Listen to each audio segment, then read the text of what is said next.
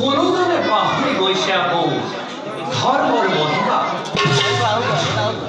আমাৰ এই মহাভক্ত ৰাজা কৰ্ণদত্তই আমাৰ এই নিৰ্দেশত দেৱৰ্ষি নাৰদৰ বাক্য পালি শ্বেত মাধৱ যজ্ঞ আৰম্ভ কৰোঁতে যজ্ঞ কুণ্ডৰ ধোঁৱাৰ মাজৰ পৰা এটি পুত্ৰ সন্তান জন্ম হ'ল আৰু সি এতিয়া সমাজত ধ্ৰুমাখ্য ৰূপেৰে হ'ল বিদ্যমান। কিন্তু ধ্ৰুমাখ্যৰ অত্যাচাৰত ৰাজা কৰ্ণদত্তৰ সুখ শান্তি একো নোহোৱা হৈ পৰিছে। তাৰ উপায় আমি চিন্তা কৰিব লাগিব।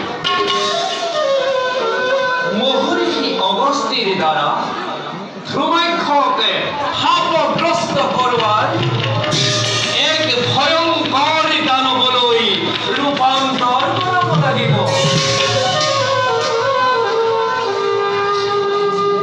আৰু ধ্ৰুমাখ্য চিৰদিনৰ বাবে বিলীন হৈ যাব দানৱৰ দেহ। কাৰণ দুষ্ট দৈত্য সকলকে বিনাশ আৰু ভক্ত সকলকে পালন কৰিবৰ বাবে যুগে যুগে মই ধৰো অৱতাৰ।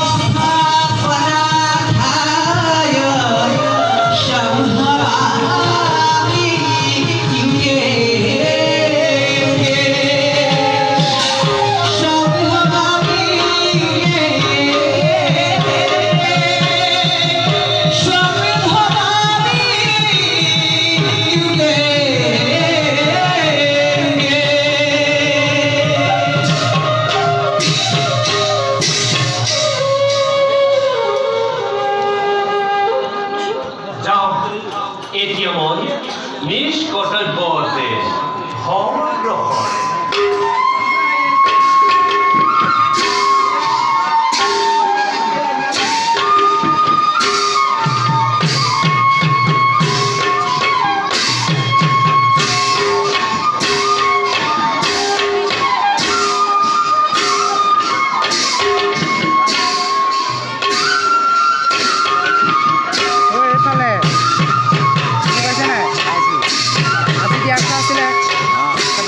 পইচা কোনোবাই